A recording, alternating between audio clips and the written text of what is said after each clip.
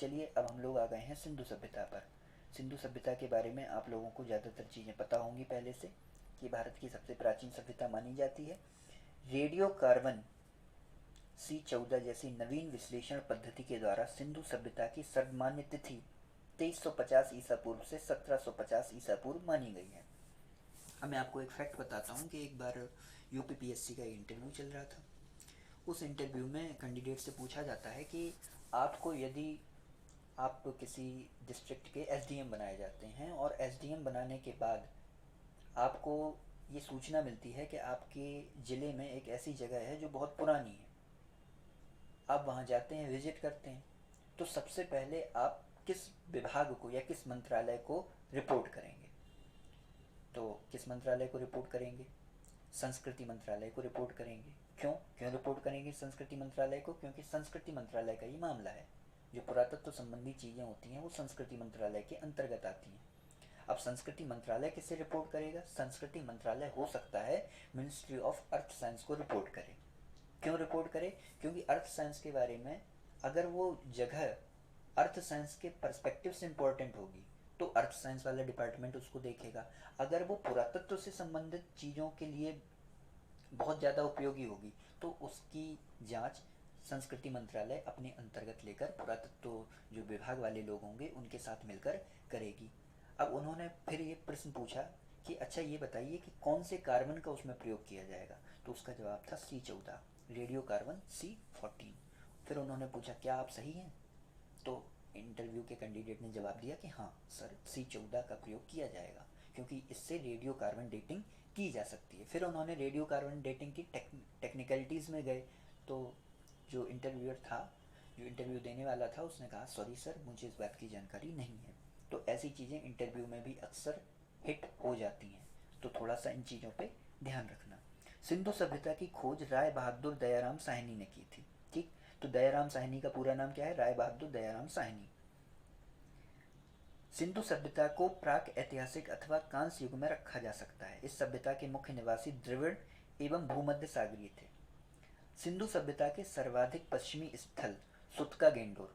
तो सर्वाधिक पश्चिमी पुरस्थल कहाँ पे? सुतका गेंडोर है, बलूचिस्तान में। पूर्वी पुरस्थल कौन सा है? आलमगीरपुर है। कहाँ पे है? मेरठ में। उत्तरी पुरस्थल कहाँ पे? मांडा में है। कहाँ पे? जिला अखनूर, जम्मू कश्मीर। दक्षिणी पुरस्थल दैमाबाद, जिला अहमदाबाद, जिला अहमदनगर, महाराष्ट्र। तो इस तरीके से अगर देखा जाए तो यहाँ पे आपका सुतका गेंडोर आ जाएगा, यहाँ पे आपका आलमगीरपुर आ जाएगा, यहाँ पे आपका मांडा आ जाएगा और यहाँ पे आपका दैमाबाद आ जाएगा। यानी सबसे दक्षिणी, सबसे उत्तरी, सबसे पूर्वी और सबसे पश्चिमी। तो सबसे पूर्वी सुतका गेंडोर, सबसे पश्चिमी आलमगीरपुर, सबसे उत्तरी मांडा और सबसे दक्षिणी दैमाबाद। और कहाँ कहाँ पे है? मांडा कहाँ पे? J&K, जम्मू कश्मीर में। दैमाबाद कहाँ पे है? महाराष्ट्र में। आलमगीर कहाँ पे है? उत्तर प्रदेश में। और सुतका गेंडोर कहाँ पे है? सुतका गेंडोर है अभी पाकिस्तान में वर्तमान में। सिंधु सभ्यता या सिंधव सभ्यता नगरी सभ्यता थी। तो सबको पता है, बचपन में आप लोग पढ़ते थे छोटे में कि सड़क सड़क होती थी, सड़क 90 डिग्री पर काटती थी, सड़कों के किनारे नालियाँ थीं, ये था वो था, बहुत सारी चीज़ें आप पढ़ते हो। सिंधव सभ्यता से प्राप्त परिपक्व अवस्था वाले स्थलों में केवल 6 को ही बड़े नगर की संज्ञा दी गई है। ये कौन कौन से हैं? मोहनजोदड़ो, हड़प्पा, गनवरीवाला, धौलावीरा, राखीगढ़ी और कालीबंगा।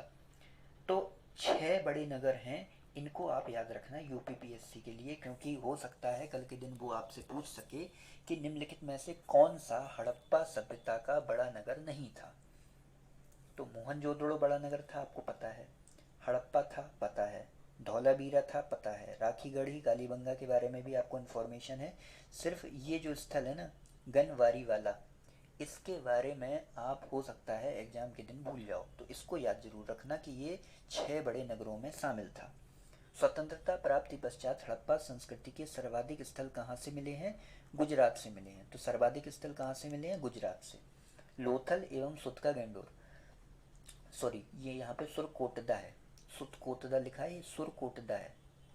ठीक, लोथल एवं सुरकोटदा सिंधु सभ्यता के बंदरगाह थे। लोथल कहाँ था? गुजरात में। सुरकोटदा कहाँ था? गुजरात में। दोनों गुजरात में अवस्थित स्थल हैं। जुते हुए खेत और नक्काशीदार ईंटों के प्रयोग का साक्ष्य कालीबंगा से प्राप्त हुआ है। तो जुते हुए खेतों का साक्ष्य तो सबको पता है कि कालीबंगा से प्राप्त हुआ है। यहाँ पे जो फसल होती थी वो ऐसी व्यवस्थित करके लगाई जाती थी कि एक साथ दो फसलों की खेती की जा सके। तो एक साथ दो फसलों की खेती भी यहाँ पे होती थी, और जो खेत होते थे वो खेत भी एक दूसरे को समकोण पर काटते थे। जैसे मान लो एक फसल यहाँ लगा दी, दूसरी फसल यहाँ लगा दी, तो ये जो फसल है ये दूसरी फसल है और ये पहली फसल है। तो ऐसे खेतों को व्यवस्थित किया जाता था और उसमें एक साथ दो फसलों की खेती की जाती थी। तो ये फैक्ट आपको याद रखना है। किसके संदर्भ में? कालीबंगा के संदर्भ में। यहाँ पे नक्काशीदार ईंटों का भी प्रयोग हो रहा है। मोहनजोदड़ो से प्राप्त अन्नागार संभवतः सैंधव सभ्यता की सबसे बड़ी इमारत है। तो दो चीजें पूछी जाती हैं आपसे कि एक पूछा जाता है प्रमुख स्मारक कौन है और सबसे बड़ी इमारत कौन है। तो सबसे बड़ी इमारत के बारे में अगर प्रश्न आए तो सबसे बड़ी इमारत सैंधव सभ्यता की कौन है या मोहनजोदड़ो की कौन है? अन्नागार। मोहनजोदड़ो से प्राप्त जो अन्नागार है वो सैंधव सभ्यता की सबसे बड़ी इमारत है। तो यहाँ पे आप बता दो कि भैया सबसे बड़ी इमारत कौन है? अन्नागार। और सबसे प्रमुख स्मारक कौन है? स्नानागार। अब ये आपको याद रखने की जरूरत नहीं है कि क्या यहाँ पे कैसा है। अब इसके बाद हम लोग ये वाला चीज देख लेते हैं, आयातित वस्तुएं और उनके प्रदेश। तो आयातित वस्तुएं और उनके प्रदेश देखने के लिए पेन चेंज कर लेते हैं। तांबा। तांबा कहाँ से मिला है? खेतड़ी, बलूचिस्तान और ओमान। यहाँ से तांबे को आयातित किया जाता था। आयातित का मतलब है कि कोई वस्तु एक दूसरे देश से आपके देश में आ रही है। निर्यात का मतलब होता है आपके देश से दूसरे देश में जा रही है। चांदी। चांदी कहाँ से प्राप्त होती थी? चांदी अफगानिस्तान और ईरान से मिलती थी। सोना कहाँ से प्राप्त होता था? कर्नाटक की जो हट्टी खानें थी वहाँ से, और अफगानिस्तान और ईरान से प्राप्त होती थी। टिन टिन को अफगानिस्तान और ईरान से मिलता था। ज़्यादातर चीज़ें देख रहे हो ईरान से मिल रही हैं, अफगानिस्तान से मिल रही हैं। चांदी, सोना, टिन अफगानिस्तान और ईरान दोनों से मिल रहा है। गोमेद कहाँ से मिलती थी? सौराष्ट्र, यह यहाँ पे आ जाएगा गुजरात। तो जो गोमेद थी वो आपको सौराष्ट्र या गुजरात से मिलती थी। लाजवर्द मणि आपको मेसोपोटामिया से मिलती थी और सीसा आपको ईरान से मिलता था। ओके, चलिए आगे बढ़ते हैं। अग्निकुंड लोथल एवं कालीबंगा से प्राप्त हुए। तो कालीबंगा से और लोथल से, दोनों जगह से अग्निकुंड प्राप्त हुए हैं। यहाँ पे अग्निकुंड का मतलब है कि कुछ राख के अवशेष मिले हैं यहाँ पे, कि राख पड़ी हुई होती थी, एक ऐसा जो अग्निकुंड टाइप जो होता था ना, वहाँ पे राख के कुछ अवशेष ऐसे डले हुए मिलते थे, तो उनको अग्निकुंड की संज्ञा दी गई है। मोहनजोदड़ो से प्राप्त एक सील पर 3 मुख वाले देवता की मूर्ति मिली है। उसके चारों ओर हाथी, गेंडा, चीता एवं भैंसा विराजमान है। चारों ओर हाथी, गेंडा एवं भैंसा विराजमान है। और मोहनजोदड़ो से नर्तकी की एक कांस्य मूर्ति मिली है।